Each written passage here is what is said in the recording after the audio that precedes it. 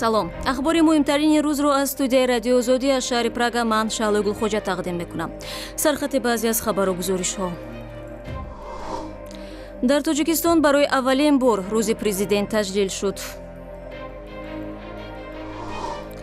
мақомдорони тоҷик бовар доранд ки буҷети соли 2017 Тоҷикистон бо касри 294 миллион сомонӣ иҷро шаванда аст. ва фарбеҳтарин инсони рӯи олам ба парҳез аз баъзе анвои ғизо ва табобат мувофиқат кардааст. дар синни 17 солагӣ вазнам ба 230 килограмм расид. он замон ман маҷрӯҳ шуда 1.5 солро дар бистари беморӣ сипарӣ кардам. ва ҳоло тафсири хабарҳо. имрӯз дар Тоҷикистон барои нахустин бор рӯзи президент таҷлил мешавад. мақомот мегӯянд ид арҷгузорӣ ба заҳматҳои ҳама президентҳои Тоҷикистон аст ва танҳо марбути Эмомалии Раҳмон нест. вале аз он ки Эмомалии Раҳмон рӯзи 16 ноябри соли 1992 нахуст ба ҳайси раиси шӯрои олӣ ва баъди ин ҳамчун президенти Тоҷикистон фаъолият карда дар давоми 24 соли охир раёсати ҷумҳуриро бар уҳда дорад, рӯзи президентро аксарият ҳамчун иди президенти феълӣ арзёбӣ мекунанд. Мирзонабии Холиқзод дар бораи таҷлили ин сана ва ҳолу ҳаво дар пойтахти Тоҷикистон гузориш медиҳад. امروز مردم تاجیکستان برای نخستین بار پس از تصویب روز پرزیدنت در ماه نوامبر از روز پرزیدنت در تاجیکستان استقبال میکنند و با این مناسبت از صبح بر وقت امروز یعنی 16 نوامبر مردم به کوچه ها ریختند و در خیابان ها، در مکتب ها و در جایهای جمع آمد مردم این روز رو به همدیگر تبریک میکنند و چنانکه که در صحبت با ما گفتن امروز خیلی برایشون جالب است که با دوستانشان توانستن صحبت کنند و توانستن که دیدار در یکدیگر همدیگر رو تبریک کنند. به این مناسبت در دانشگاه‌های و در مکتب‌های میانه تحصیلات عمومی که پرزیدنت تاجیکستان امامعلی رحمان تحصیل کرده است، همچون پرزیدنت تاجیکستان سیرها و اکسکورسی‌ها صورت گرفت که در اونجا شروع از طلبگان مکتب تا نمایندگان مقامات تاجیکستان توانستند از صنفخانه‌ای که پرزیدنت تاجیکستان یعنی صنف هفتی که پرزیدنت تاجیکستان در آن تحصیل کرده است از آن دیدن نمودن، همچنین از آثارخانه پرزیدنت تاجیکستان دیدن نمودن و با نمایندگان مکتب و معلمان استادان امامعلی رحمان در این مکتب صحبت و گفتگوهای صورت گرفت. بر اساس این برنامه هنوز یک هفته قبل مقامات تاجیکستان آمادگی داشتند و از صبح بر وقت این آویزه هایی که گذاشته شده است در اینجا به مناسبت یعنی 16 نوامبر روز پرزیدنت جمهوری تاجیکستان گذاشته شدند. جوانان و نورسان تاجیک جمع آمدند، سیر و گشت می‌نمودند، یکدیگر را تبریک می‌کنند. روز پرزیدنت بار اول است که در تاجیکستان تجلیل می شود. پارلمان تاجیکستان ماه اپریل سال روان قانون درباره روزهای عید را تغییر داد و 16 نوامبر را روز پرزیدنت جمهوری تاجیکستان اعلام کرد. زمان تصویب این قانون وکیلان پارلمان تاجیکستان گفتند که این یک روز معمولی بوده، به همه پرزیدنت های تاجیکستان تعلق دارد و در این روز هیچ تعطیل اعلام نمی شود. بررغم گفته‌های وکیلان به نظر می رسد در تمام تاجیکستان تلاش به طور ویژه تجلیل کردن این روز را دارند. شعار آویزه و دیگر برنامه‌های خاص تنها به شخصیت امامعلی رحمان پرزیدنت کنونی تاجیکستان که همزمان پیشوای ملت اعلان شده است ربط می‌گیرد. همین طور روز 16 نوامبر از این به بعد همه ساله در تاجیکستان استقبال کرده می‌شود و به این مناسبت مردم تاجیکستان همین گونه برنامه‌های خاصی در رابطه با پرزیدنت‌های تاجیکستان یعنی آماده می‌شود، پیشنهاد می‌شود و آشنا می‌شوند. میرزانبی خلیقزاد، شادمان یتیم، رادیو آزادی دوشنبه. پارلمانی توجیکستان طرح بودجه‌ро барои соли оянда тасвиб кард ки дар қиёс ба буҷаи соли равон 1.8 миллиард бештар будааст. вазорати молия мегӯяд ин маблағ бо такя ба даромадҳо аз андоз ва грантҳои созмонҳои байналмилалӣ омода шудааст. ин ҳам дар ҳолест ки нақшаи буҷаи соли 2016 дар пайи таъсири буҳрони молиявӣ коҳиши интиқоли маблағ иҷро нагардид ва президенти тоҷикистон бо имзои қарор дахлу харҷи давлатӣ барои имсолро кам карда буд. мардони муҳаммад дар ин бора тафсилоти бештар дорад. بحث‌های اصلی در مورد بررسی قانون بودجه تاجیکستان برای سال آینده در اطراف راه‌های اجرا کردن بخش درآمدی این بودجه صورت گرفت. برخی از وکلان مردمی به آن تاکید داشتند که بخش درآمدی بودجه اصلاً از حساب باج گمرکی و انداز اجرا می‌شود، ولی در سال‌های اخیر بیشتری کارخانه‌های خصوصی در تاجیکستان بسته شده و به گفته رئیس مجلس نمایندگان شکرجان ظهوروف بیشتری صاحبکاران با دلایل های مختلف یا از کشور را ترک کردند یا کارخانه خود را بستند که این به جمع‌آوری انداز خیلی نقش دارد. مسئولان وزارت مالیه تاجیکستان میگویند که برای اجرای بودجه سال آینده تاجیکستان چند تهدیدهای وجود دارد. تهدیدهای بیرونه، وضع اقتصادی در روسیه که بیشتری مهاجران تاجیک در آنجا کار و زندگی میکنند و تهدیدهای داخلی، بحران شدید اقتصادی در تاجیکستان. اگر در صورتی که تمام این نشانینده‌ها و پارامترهایی که پیشنهاد شدن قبول گردیده با قرار حکومت و با قانون قبول گردید، عملی گردن این بودجه ما اجرا شونده است.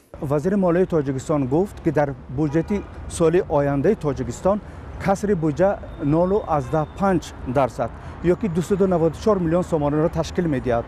وکیلان مردمی سوال کردند که همین کسر بودجه از کدام حساب پوشانده می شود؟ 95 میلیون با جلب وکسل‌های خزینه‌داری، یعنی زیاده از 25 میلیون از حساب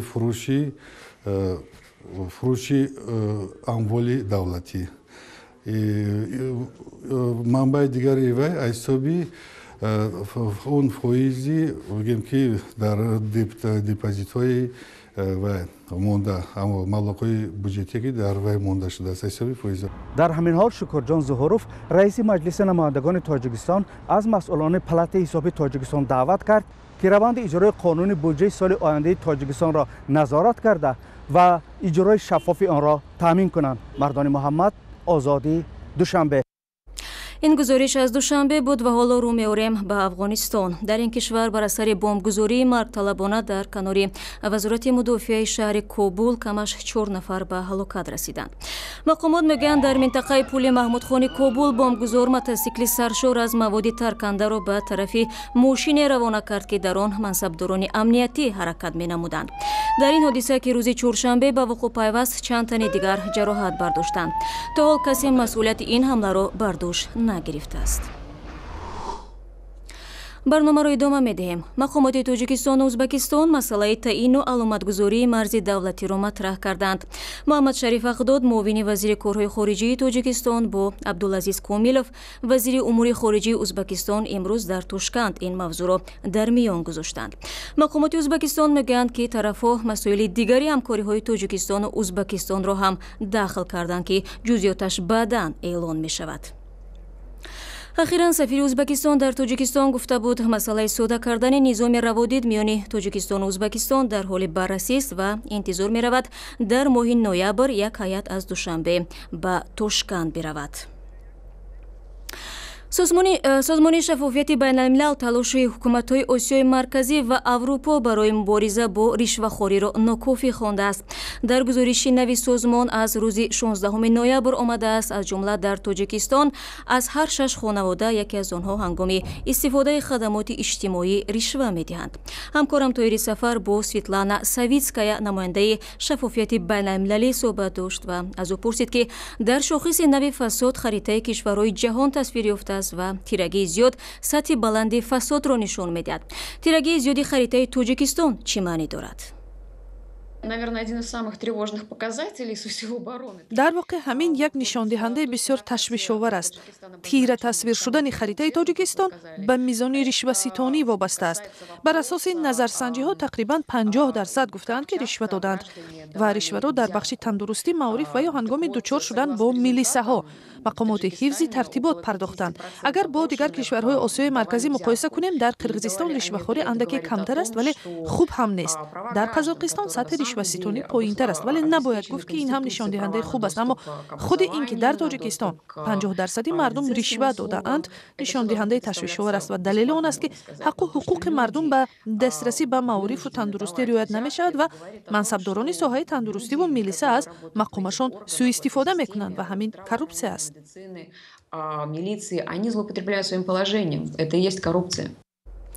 این مصاحبه را در شکل کامل در سامانه www.azadi.org تماشا کنید.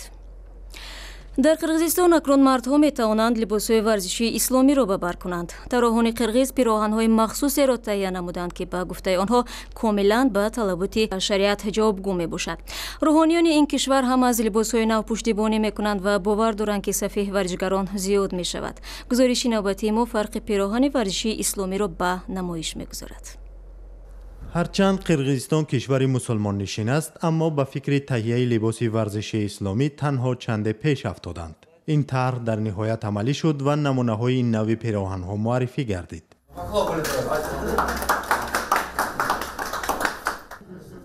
نمونه های لباس های ورزشی اسلامی که تحت برند قرغیزستان آماده شده است، از نگاه اول از پیراهن های ورزشی معمولی با درازیش فرق می کند.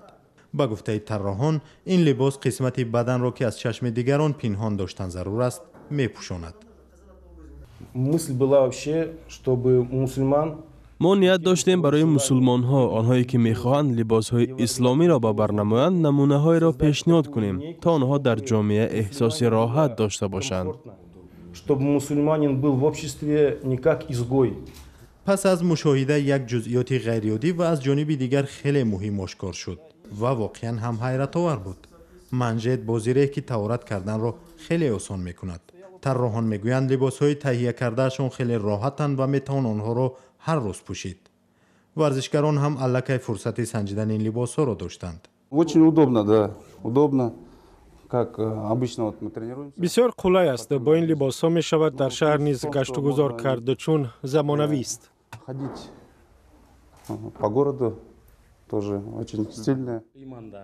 روحانیان از پیراهن‌های نوی ورزشی خوش استقبال دارند. این لباس‌ها پرربط به معیارهای شریعت موافقت می‌کنند. از نگاه روحانیان قبای نو باید جوانان را به مشق کردن تحریک بدهد، زیرا در برخی از سوره‌های کتاب مقدس قرآن به ضرورت آب و تاب دادن بدن تاکید شده است. حضرت محمد همیشه جانبدار طرز حیات سالم بود. حتی در آن زمان هم مردم می‌دویدند و گوشتین می‌گرفتند. حالا طراحان تنها برای مردان لباس تهیه کردند، ولی در فکر زنان هم هستند. امروز چنین تمایل وجود دارد که زن و شوهر یک جفت لباس را میپوشند و با فرزندان یک جای سیر و گشت میکنند. ما حالا همین گونه ایده را داریم و طرح‌ها را میکشیم. با گفته استحصال کنندگان پیراهن‌های ورزشی اسلامی از متای پخته و سینتتیکی بلند صفت آماده میشوند. مؤلفان برند امیدوارند که محصول ایجاد آنها بیرون از قرغیزستان هم معروف می شود.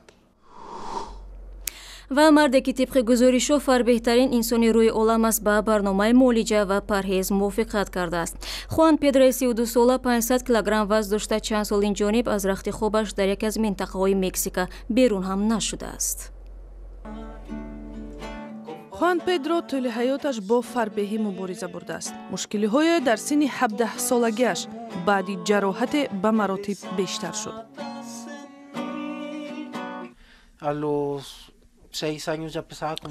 من در 6 سالگیم 60 کیلوگرم وزن داشتم. در سن 17 سالگی وزنم به 230 کیلوگرم رسید. آن زمان من مجروح شده 1.5 سال را در بستر بیماری سپری کردم. خوان پدرو رضایت داده است که در یکی از شفاخانه‌های منطقه گوادالاخارا تبابت گیرد. مادر خوان میگوید کورس‌های پیشتری معالجه با فرزندش که از چاقی و دیابت یا خود بیماری قند اذیت میکشید زیاد کمک نکردند. خودی خوان آرزو دارد که سلامتیش را برقرار نموده هر روز امکان داشته باشد در کوچه‌ها سیر و گشت و ماشین سواری کند، ولی مردی که گفته می شود چاقترین انسانی روی عالم است در برای یک برنامه جدی معالجه قرار دارد. هدف از برنامه کم کردن وزن است. نظام 6 ماهه شدیدی پرهیز از بعضی انواع غذا با عمل جراحی به پایان می رسد. بر پایه آمار سازمان جهانی بهداشت در مکزیک 35% اهالی کلانسول از فربهی اذیت می کشند.